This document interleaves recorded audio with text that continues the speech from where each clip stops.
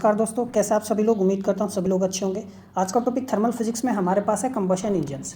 ठीक है, एक्चुअली में हमें जो पढ़ना है ना, हमें पढ़ना है ऑटो इंजन्स के बारे में कि ऑटो इंजन्स क्या होते हैं। ऑटो एक्चुअली में एक साइंटिस्ट थे, उनके नाम पर ये दिया गया है। इसको हम पेट्रोल इंजन भी बोलते हैं, क्यों बोलते हैं वो भी हम समझेंगे। ठीक है, और फिर हमें पढ़ना है डीजल इंजन कि डीजल इंजन क्या होते हैं। तो ये हमारी सिलेबस का पार्ट है, यूपीएससी में काफ़ी बार एग्जाम में पूछा जाता है। और जो गर्ग बंसल घोष करके बुक है ना, मैंने आपको बताया, तो आप उसका जो ओल्ड एडिशन है आप उसको देखोगे तो ओल्ड एडिशन में इनको बारे में नहीं दिया हुआ है। ठीक है ना, लेकिन जो न्यू एडिशन है, न्यू एडिशन में इनको ऐड किया गया है। एक्चुअली में सिलेबस का पार्ट बन गया है अब। ठीक है ना, पहले नहीं था। समझ में आई चीज़ें। तो एक्चुअली में क्या है, तो ऑटो इंजन और पेट्रोल इंजन, डीजल इंजन ये हमें पढ़ना है। तो इनको हम ये एक्चुअली में होते हैं इंटरनल कंबशन इंजन। तो यदि हमें पता हो कि इंटरनल कंबशन इंजन होता क्या है, तभी तो हम ऑटो इंजन से डीजल इंजन के बारे में पढ़ पाएंगे। ठीक है, समझ में आया मैं क्या कह रहा हूँ। तो इसीलिए आज हम पढ़ेंगे कंबशन इंजन क्या होता है। ठीक है, फिर हम पढ़ेंगे इंटरनल कंबशन इंजन क्या होता है। तो हमें इनका एक ओवरव्यू पता होना चाहिए। ठीक है ना, एक आइडिया हमें इनका होना चाहिए, तभी हम ऑटो इंजन्स के बारे में, डीजल इंजन्स के बारे में अच्छे से चीज़ों को ग्रैस्प कर पाएंगे, जो हमारा मेन पार्ट है, जो हमें पढ़ना है। ठीक है, तो देखो नाम से ही पता चल रहा है कंबशन इंजन। तो कंबशन इंजन क्या होता है, जिसमें बर्निंग होती है। कंबशन का मतलब क्या होता है, बर्निंग। बर्निंग किस चीज़ की होगी, इंजन में क्या होता है, फ्यूल होता है ना। ठीक है, तो एक्चुअली इंजन में जो होता है वो एयर प्लस फ्यूल होता है। क्या होता है, एयर प्लस फ्यूल। ठीक है ना, अब बर्निंग किस लिए चाहिए, क्योंकि बर्निंग के लिए हमें ऑक्सीजन की आवश्यकता होती है ना, समझ में आए, इसीलिए। तो एयर प्लस फ्यूल होता है। वो फ्यूल क्या हो सकता है हमारे पास, पेट्रोल हो सकता है, ठीक है ना, डीजल हो सकता है, समझ में आया, कुछ भी हो सकता है, सीएनजी गैस हो सकता है, ठीक है ना, नेचुरल गैस हो गया। और फ्यूल के रूप में और क्या क्या हो सकता है, देखो वुड भी हो सकता है ना, कोयला हो सकता है। ठीक है, और तो ये सारी चीज़ें हैं। तो ध्यान रखना, हमारे पास एयर प्लस फ्यूल होता है। ठीक है ना, जिसका एयर में क्या होता है, ऑक्सीजन होता है, जिसकी वजह से कंबशन हो पाता है। ठीक है, तो कंबशन इंजन में क्या होता है, burning of fuel is there. अब फ्यूल की क्या होती है, बर्निंग होती है। तो ये क्या एक्चुअली में केमिकल ही तो है। तो इससे क्या जनरेट होता है, केमिकल एनर्जी। ठीक है ना, अब उस जब बर्निंग होगी तो क्या जनरेट होगा, केमिकल एनर्जी जनरेट होगा। उस केमिकल एनर्जी से क्या जनरेट होगा, थर्मल एनर्जी। ठीक है ना, क्या जनरेट होगा, थर्मल एनर्जी। क्योंकि हीट प्रोड्यूस होगी ना, बर्निंग के बाद क्या होगा, हीट प्रोड्यूस होगी, तो थर्मल एनर्जी जनरेट होगा, यानी हीटिंग विल बी देयर। ठीक है, तो उस थर्मल एनर्जी से क्या जनरेट होता है, मैकेनिकल एनर्जी। क्या जनरेट होता है, मैकेनिकल एनर्जी। अब वो मैकेनिकल एनर्जी हमारी, जैसे कार हो गई, ठीक है ना, बाइक हो गई, ट्रक हो गई, समझ में आया, शिप हो, सबमर्सिबल हो, ठीक है ना, तो ये सारी चीज़ें ड्राइव होती है। ठीक है ना, बिकॉज इनमें क्या होता है, मूविंग पार्ट्स होते हैं, that needs mechanical energy for their functioning. ठीक है, तो कंबशन इंजन क्या होते हैं, कंबशन इंजन एक मशीन है जो मैकेनिकल पावर जनरेट करते हैं through the combustion of a fuel. समझ में आ गई बात, सिंपल सा डेफिनेशन है। जो एनर्जी रिलीज होती है ड्यूरिंग कंबशन, वो पहले थर्मल एनर्जी में कन्वर्ट होती है and then into mechanical energy by the engine. समझ में आया, ठीक है। तो ये है कंबशन इंजन। देखो दो तरीके का होता है, broadly classified into two types. अब दो टाइप का कहने का मतलब क्या है, कि जो कंबशन है ना वो कहाँ हो रहा है, समझ में आया, कंबशन कहाँ हो रहा है उसके बेसिस पे। एक होता है इंटरनल कंबशन इंजन, एक होता है एक्सटर्नल कंबशन इंजन। तो बेसिक सा डेफिनेशन देखो क्या है, इंटरनल कंबशन इंजन, ये इसको हम आईसी भी बोलते हैं सिंपली। ठीक है ना, तो जिसमें कंबशन जो होता है ना अंदर होता है, इंटरनल। ठीक है ना, समझ में आया, कहाँ होता है, इंटरनल पार्ट्स ऑफ इंजन जो होता है ना, इंजन, ठीक है ना, इनसाइड द इंजन के इनसाइड जो होगा, कंबशन यदि हो रहा है तो उसको हम बोलते हैं इंटरनल कंबशन इंजन। यदि कंबशन बाहर हो रहा है, ठीक है, इंजन के बाहर कंबशन हो रहा है, उसको हम बोलते हैं एक्सटर्नल कंबशन इंजन। तो आइए हम इसको डिटेल में समझते हैं। तो देखो, तो इंटरनल कंबशन इंजन क्या, हीट इंजन है, हीट जनरेट करता है। ठीक है, in which combustion of fuel take place inside a combustion chamber that forms a part of the engine structure। तो इंजन के स्ट्रक्चर का ही पार्ट होता है, उसी के अंदर कंबशन होता है। अब जैसे आप देखो, आपकी बाइक होती है ना, समझ में आया। तो देखो ये क्या हो गई, सपोज आपकी क्या हो गई, ये बाइक हो गई, ठीक है ना। तो ये मैं बना देता हूँ, ठीक है, जैसा भी बना है। तो देखो इस बाइक में ना क्या होता है, यहाँ पे आपका क्या होता है, इंजन होता है ना, समझ में आया। तो इंजन के अंदर क्या डालते हैं, फ्यूल डालते हैं, टैंक में फ्यूल डालते हैं, सॉरी, ठीक है ना, टैंक में क्या डालते हैं, फ्यूल डालते हैं। फ्यूल वो फिर कहाँ जाता है, इंजन के अंदर जाता है, जहाँ पर अंदर इंजन के अंदर क्या होती है, कंबशन चैम्बर में क्या होती है, बर्निंग होती है। तो इसलिए उसको हम इंटरनल कंबशन बोलते हैं। ठीक है, अब ध्यान से समझना है आप लोगों को। तो देखो, हाई प्रेशर और high temperature gases produced by combustion, अब अंदर क्या जाता है, जैसे मैंने बताया था एयर प्लस फ्यूल होता है, ठीक है। अब ये कंबशन हो गया। अब कंबशन जब होगा, फ्यूल का क्या होगा, कंबशन होगा तो अंदर बहुत ज़्यादा प्रेशर जनरेट हो जाएगा। क्या हो जाएगा, प्रेशर जनरेट होगा और टेम्परेचर भी बहुत ज़्यादा हो जाएगा। आप कभी इंजन को अपने टच करके देखोगे ना तो देखोगे गर्म हो रहा है, वो गर्म हो जाता है वो, ठीक है ना। तो टेम्परेचर भी क्या हो जाता है, बहुत ज़्यादा हो जाता है। तो कंबशन में जो गैस प्रोड्यूस होती है फ्यूल की क्या होती है, बर्निंग ही तो होता है फ्यूल, और एयर रहती है उसके अंदर, तो क्या पड़ता है, high pressure high temperature gas produce करता है, ठीक है ना। अब वो गैस क्या करती है, फोर्स लगाती है इंजन के कंपोनेंट्स पर। समझ में आया मैंने क्या कह रहा हूँ, इंजन के जो कंपोनेंट होते हैं उन पर फोर्स लगाती है। अब इंजन में बहुत सारे कुछ भी हो सकता है, इंजन के अंदर पिस्टन हो सकता है, तो देखो यदि पिस्टन है तो पिस्टन क्या हो, फोर्स लगेगी तो पिस्टन अपवर्ड मूव कर सकता है, डाउनवर्ड मूव कर सकता है, यानी कंप्रेशन हो सकता है, एक्सपेंशन हो सकता है। ऐसा भी हो सकता है इंजन में ब्लेड्स हो, है ना, टरबाइन ब्लेड्स हो, उनमें रोटेशन हो सकता है, उनमें मूवमेंट हो सकती है, रोटर्स हो सकते हैं, नोजल्स हो सकते हैं, जैसे कि जेट इंजन्स में होते हैं ना। आपने जेट इंजन्स के पीछे का हिस्सा देखा होगा, नोजल्स होती है ना उसमें, तो जब पीछे की तरफ फोर्स एक्सर्ट करता है तभी तो वो ड्रैग करता है। समझ में आया। तो सिंपल सा डेफिनेशन क्या, इंटरनल कंबशन इंजन का, इंटरनल कंबशन इंजन में जो कंबशन होता है इनसाइड द कंबशन चैम्बर, ठीक है ना। एंड जो high temperature high pressure gas release होती है वो फोर्स एक्सर्ट करती है on the components of engine. तो यही फोर्स जो है मोशन प्रोड्यूस करती है, ठीक है ना। और केमिकल एनर्जी जो होती है काइनेटिक एनर्जी में कन्वर्ट हो जाती है ना। समझ में आया, केमिकल एनर्जी पहले thermal energy and then mechanical energy, और मैकेनिकल एनर्जी हमें काइनेटिक एनर्जी में मिलती है, ठीक है ना, which can be use to propel or power a system. समझ में आया। अब एक एग्जांपल के तौर पे जैसे पेट्रोल इंजन होता है, जैसे हमारी बाइक वगैरह में पेट्रोल हम डलाते हैं, ठीक है ना, तो पेट्रोल इंजन हो गया। अब ये स्पार्क इंजन इग्निशन क्या होता है ये मैं आपको बताऊंगा अभी, बस ध्यान रखो कि पेट्रोल इंजन होता है, इसको हम स्पार्क इग्निशन इंजन भी बोलते हैं। अब ठीक है, बस इतना ही ध्यान रखो। फिर डीजल इंजन हो गया, गैस टरबाइंस, जेट के जो इंजन होते हैं वो सारे के सारे इंटरनल कंबशन इंजन होते हैं, उनके अंदर कंबशन अंदर होता है, ठीक है। एडवांटेज देखो सिंपल है, कॉम्पैक्ट साइज होता है। अब देखो बाइक का इंजन छोटे से तो होता ही है, भारी भरकम तो नहीं होता बिल्कुल भी, हाई एफिशिएंसी होती है, आसानी से स्टार्ट हो जाता है, ठीक है। ऑटोमोबाइल में, मोटरसाइकिल्स में, एयरक्राफ्ट हो गया, शिप हो गया, पोर्टेबल पावर जनरेटर्स, इनमें सभी में क्या होता है, इंटरनल कंबशन इंजन होता है। अब यदि हम बात करें classification of internal combustion engine, तो क्या, बेस्ड ऑन मैकेनिकल ऑपरेशन। तो देखो मैकेनिकल ऑपरेशन पर एक होता है रेसिप्रोकेटिंग इंजन्स, ठीक है। अब रेसिप्रोकेटिंग का मतलब क्या होता है, देखो फॉरवर्ड मूव करना, बैकवर्ड मूव करना। यदि किसी इंजन में ऐसे कंपोनेंट्स हैं, क्या हैं, ऐसे कंपोनेंट्स हैं जो फॉरवर्ड मूव करते हैं, बैकवर्ड मूव करते हैं, जैसे पिस्टन, तो ऐसे इंजन्स को रेसिप्रोकेटिंग इंजन्स कहा जाता है, ठीक है। समझ में आया। तो मैकेनिकल ऑपरेशंस पर ही तो क्लासिफिकेशन हो गया, तो जिसमें पिस्टन्स होते हैं जो बैकवर्ड और फॉरवर्ड मूव करते हैं। Auto cycle model, this type of engine. समझ में आया। ऑटो एक साइंटिस्ट थे, उन्होंने ही एक इंजन डेवलप किया था, वो रेसिप्रोकेटिंग इंजन ही था। समझ में आया, जिसमें पिस्टन लगा हुआ होता है। क्या लगा हुआ होता है, पिस्टन लगा हुआ होता है, और वो इंटरनल कंबशन इंजन ही है, ठीक है। वो हम डिटेल्ड में डिस्कस करेंगे, तो ध्यान रखना। अच्छा, rotate engine, gas turbines, continuous flow होता है गैस का, टरबाइंस क्या करते हैं, रोटेट करते हैं। इसमें क्या था, मैकेनिकल ऑपरेशन, जो पिस्टन फॉरवर्ड और बैकवर्ड मूव करता था। ऐसे इंजन है जिसमें रोटेशन ऑफ टरबाइन होता है। जेट इंजन्स हो गए, पावर प्लांट्स हो गया। समझ में आया।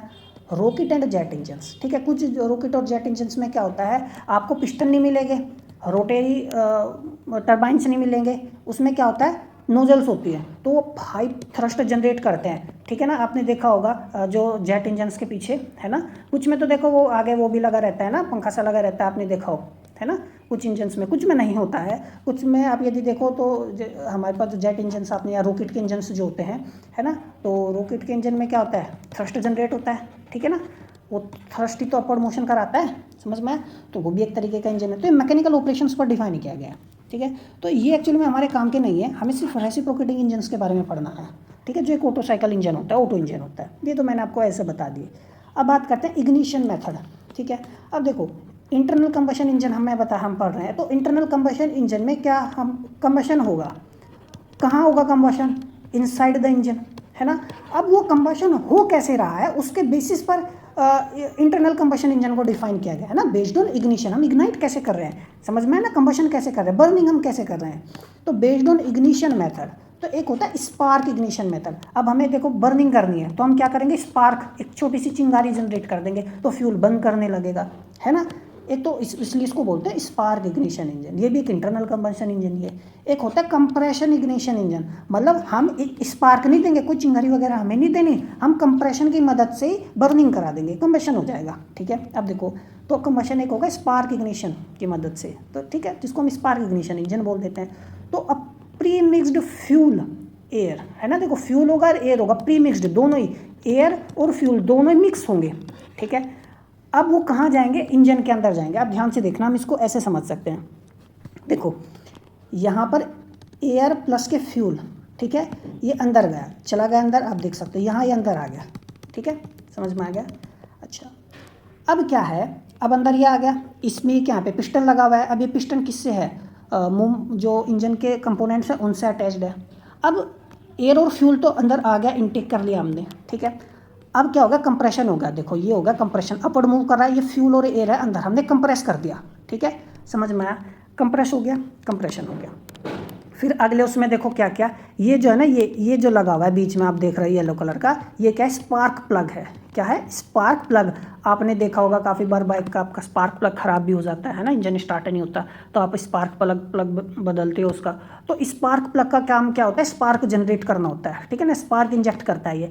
तो ये यहाँ पे जो एयर प्लस फ्यूल हमारा है, तो ये स्पार्क देगा, चिंगारी देगा, तो फ्यूल क्या करने लगेगा, बर्न करने लगेगा, समझ में आया। तो फ्यूल जैसे बर्न करेगा तो उसमें थर्मल एनर्जी प्रोड्यूस होगी, ठीक है ना। अब वो फोर्स लगाएगी, तो वो जैसे फोर्स लगाएगी पिस्टन या भी नीचे की तरफ मूवमेंट करने लगेगा, पावर जनरेट होगी। अब पिस्टन में नीचे की तरफ मूवमेंट करेगा, ठीक है ना, समझ में। अब यहाँ के गैस प्रोड्यूस जो होगी वो इस वाली वेल से बाहर निकल जाएगी, ये दो वेल इसमें आप देख सकते हो, ठीक है, समझ में। फिर से प्रोसेस स्टार्ट होगा, फिर से फ्यूल एयर और फ्यूल अंदर आएगा, फिर कंप्रेस होगा, ये बर्न होगा, समझ में आया, ठीक है। तो ये प्रोसेस ऐसे चलता रहेगा। अब ये पिस्टन ना मूविंग कंपोनेंट्स से क्या कनेक्ट है। अब ये मूविंग कंपोनेंट्स किससे, व्हील वगैरह से कनेक्ट होंगे, तो ये प्रोसेस अपवर्ड पिस्टन जो है चलता रहेगा, और व्हील जो है हमारा गाड़ी हो या बाइक हो, तो वो मूवमेंट करते रहते हैं, समझ में आया। तो हमने यहाँ पे क्या देखा, एयर प्लस फ्यूल हमने दिया, ठीक है। फिर हमने इसको कंप्रेस किया, क्या किया, कंप्रेशन किया, और कंप्रेशन के बाद क्या क्या, स्पार्क हमने दिया, समझ में आया, स्पार्क प्लग, ठीक है, स्पार्किंग की। तो ये सीक्वेंस ध्यान रखो, हमने एयर और फ्यूल को एक साथ दिया, फिर हमने उसको कंप्रेस कर दिया, और कंप्रेस करने के बाद हमने उसमें स्पार्क दे दिया, ठीक है, समझ में आया। तो ये है, तो स्पार्क इग्निशन इंजन में क्या हुआ, प्री मिक्सड फ्यूल एयर होता है, is drawn into cylinder and compressed, फिर उसके बाद हमने कंप्रेस कर दिया। Ignition is then triggered by an electric spark, एक इलेक्ट्रिक स्पार्क से हम इग्निशन जनरेट करते हैं, समझ में आए। तो ये स्पार्क इग्निशन इंजन में होता है। जैसे पेट्रोल इंजन होता है ना, यानी गैसोलीन, तो गैसोलीन यानी पेट्रोलियम प्रोडक्ट ही तो है, एलपीजी हो गया, नेचुरल गैस हो गया, ठीक है, समझ में आया। अब देखो ये जो पिस्टन जो है फॉरवर्ड अपवर्ड और बैकवर्ड मूवमेंट कर रहा है, ठीक है ना, तो एक थर्मोडाइनमिक साइकिल परफॉर्म करता है, जिसको हम ऑटो साइकिल बोलते हैं। क्या बोलते हैं, ऑटो साइकिल, ठीक है। तो यही हमें डिटेल में पढ़ना है, समझ में आया। तो ये हम पढ़ेंगे, फिलहाल अभी जो प्रिलिमिनरी थिंग्स हैं जो जाननी हमें चाहिए वो मैं आपको बता रहा हूँ। तो ध्यान रखना, ऑटो साइकिल क्या है, कांस्टेंट वॉल्यूम हीट एडिशन है। क्या है, कांस्टेंट वॉल्यूम हीट एडिशन, ठीक है, बस इतना ध्यान रख लीजिए। खैर आगे हम इसको डिटेल में डिस्कशन करेंगे, बस अभी जितना मैं बता रहा हूँ उन चीज़ों को ध्यान रखें। अब होता है कंप्रेशन इग्निशन इंजन। अब इसमें क्या होता है, only air is drawn into cylinder, सिर्फ एयर जाती है अंदर, समझ में आया, ठीक है। अब एयर गई, अब एयर को हम क्या करेंगे, compressed to a very high pressure and temperature. अब कंप्रेस कर दिया हमने, कंप्रेशन किया, समझ में। पहले क्या था, एयर और फ्यूल एक साथ गए थे, तब हमने कंप्रेशन किया था, और कंप्रेशन के बाद हमने स्पार्क लगाया था, इलेक्ट्रिक स्पार्क। इस बार हमने फ्यूल दिया ही नहीं है, पहले इंजन में क्या गया, सिर्फ एयर गई, और उस एयर को हमने क्या कर दिया, कंप्रेस कर दिया बहुत ज़्यादा, और उसका टेम्परेचर और प्रेशर बहुत ज़्यादा हाई होगा। अब उस एयर का, वो एयर बहुत ज़्यादा गर्म हो गई है, बहुत ज़्यादा हाई प्रेशर पर है। अब जब उसके अंदर हम फ्यूल डालेंगे तो फ्यूल में तो आग अपने आप ही लग जाएगी, समझ में आया मैं क्या कह रहा हूँ। हॉट एयर में fuel is then injected directly into this hot air, तो फ्यूल में तो अब स्पार्क प्लग की ज़रूरत ही नहीं पड़ी, ठीक है ना, where it ignites spontaneously upon contact. तो फ्यूल जैसे ही कम कॉन्टैक्ट में आएगा ना हॉट एयर के, अब यहाँ वो एयर क्या हो गया, हॉट एयर हो गई है, ठीक है, समझ में। तो स्पार्क जनरेट हो जाएगा, ठीक है ना। तो हमें अलग से इलेक्ट्रिक स्पार्क की ज़रूरत ही नहीं पड़ी, नो स्पार्क इज नीडेड। ये कहाँ होता है, डीजल इंजन, समझ में आया। तो petrol engine, LPG, natural gas are spark ignition engine. Spark is needed for the functioning of the engine, for the internal combustion of the engine, internal combustion of the fuel, ठीक है। इन ए diesel engine, समझ में आया, diesel engine में क्या होता है, compression ignition method is there, first compression of hot air is there, after that ignition takes place, समझ में आया। इसको हम डीजल साइकिल बोलते हैं। ये होता है कांस्टेंट प्रेशर हीट एडिशन, समझ में आया। यहाँ पर हाई कांस्टेंट प्रेशर अप्लाई करते हैं, उसके बाद हीट का एडिशन होता है। यहाँ पे एयर और प्लस फ्यूल हम कांस्टेंट वॉल्यूम में लाते हैं, इग्नाइट करते हैं, फिर हीट एडिशन होता है, ठीक है। तो ये ध्यान रखना, छोटी छोटी चीज़ें हैं।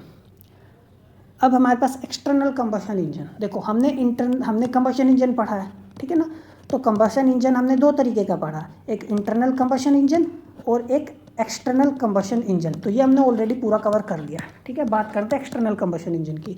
तो देखो बहुत सिंपल है, जिसमें कंबशन क्या होता है, एक्सटर्नल कंबशन इंजन में कंबशन बाहर होगा, आउटसाइड द इंजन सिलेंडर, ठीक है।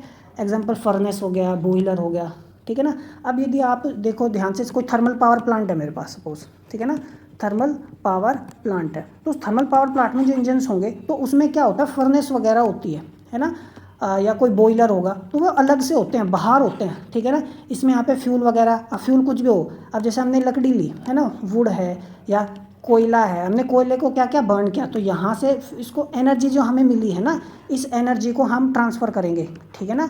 अब इस एनर्जी को हम ट्रांसफ़र करेंगे इंजन में। अब इंजन को ड्राइव करना है हमें, इंजन चलाना है ना, कोई वुड से या कोयले से क्या करना है, इंजन चलाना। फिर वो इंजन किसी मूविंग पार्ट से कनेक्ट होगा, फिर वो ड्राइव करेंगे, समझ में आया। तो जो कंबशन होता है बाहर होता है, आउटसाइड होता है, ठीक है। तो heat generated is transferred to a working fluid, जो हीट जनरेट होती है ना, बाहर जनरेट होगी वो, तो वो अब ट्रांसफ़र करते हैं वर्किंग फ्लूइड, जैसे स्टीम हो गया, एयर हो गया, हीलियम हो गया, है ना। अब जैसे भाप वाला इंजन होता है, ठीक है ना। अब यहाँ पे सपोज यहाँ पे हमने क्या क्या हमारे पास सपोज हमने हीट किसी भी अलग मेथड से जनरेट की, ठीक है ना, तो हम उसको उस वर्किंग फ्लूइड में ट्रांसफ़र कर देंगे, समझ में। अब जैसे स्टीम में भी तो यही होता है। अब स्टीम क्या है, भाप हम कैसे, अब हमें पहले क्या करना पड़ेगा, कोई बॉयलर होगा ना, उस बॉयलर में इससे क्या करना पड़ेगा, हम उसको बॉयल करना पड़ेगा, स्टीम जनरेट होगी, समझ में। स्टीम में तो एनर्जी ट्रांसफ़र होती है वो। अब पानी से स्टीम ऐसे अपने आप थोड़ी ना बनेगी, हमें इसको हीट करना पड़ेगा ना, समझ में, या कंबशन करना पड़ेगा हमें, ठीक है। अब जैसे आप जैसे वो बैलून होते हैं कुछ, है ना, तो उन बैलून में भी क्या होता है कि जैसे हम एयर को ना बर्न करते, गर्म करते हैं, तो एयर जब गर्म होती है तो वो ऊपर की तरफ उठने लगते हैं, तो वो भी तो उसमें भी तो एक तरीके का इंजन होता है, समझ में मैं क्या कह रहा हूँ। कंबशन जो होता है बाहर होता है, ठीक है ना। अब यदि आपने हॉट एयर बैलून देखे हो तो उसमें देखो कुछ कुछ ऐसे होते हैं, वो इसमें यहाँ पे कुछ लगा हुआ होता है, यहाँ पे बर्निंग होती रहती है, ऐसे ही बर्निंग हो रहा है, ठीक है। ये यहाँ पे क्या होती है, एयर है। अब वो ये यहाँ पे आप बर्निंग आपको दिखाई देगी, तो वो बर्निंग से एनर्जी एयर में ट्रांसफ़र हो जाएगी, तो एयर आसपास की गर्म होती जाएगी। तो जैसे ही एयर गर्म होगी, ये बैलून एयर गर्म होगी तो हवा हल्की होती है, तो ऊपर की तरफ उठने लगती है, तो बैलून ऊपर की तरफ चला जाता है, समझ में। तो heat is transfer to a working fluid which then expands and does work. जैसे यहाँ पे एयर था, एयर अब एक्सपेंड करेगी, वर्क करेगी, ठीक है ना। कुछ भी हो सकता है हमारे पास, या बैलून के एग्जांपल से मैंने आपको बताया। तो सिंपल से external combustion is an engine where combustion takes place outside the engine cylinder, ठीक है, समझ में आई बात।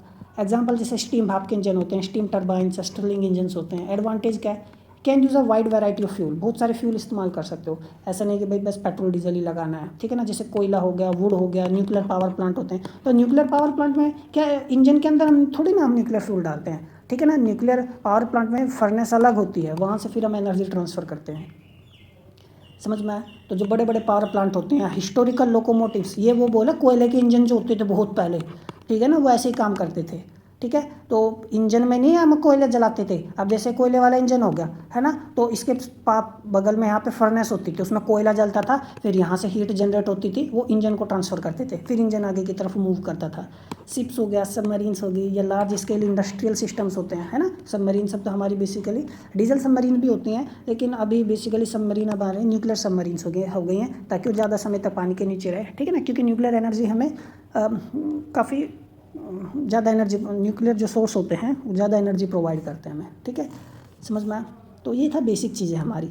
तो आगे हमें जो पढ़ना है वो ऑटो साइकिल के बारे में पढ़ना है, auto cycle and auto engine क्या होता है, ठीक है। तो ये हो बेसिकली, उम्मीद करता हूँ आपको एक ओवरव्यू मिला होगा कंबशन इंजन के बारे में, ठीक है। तो मिलते हैं अगले लेक्चर में, तब तक पढ़ते रहिए, नमस्कार।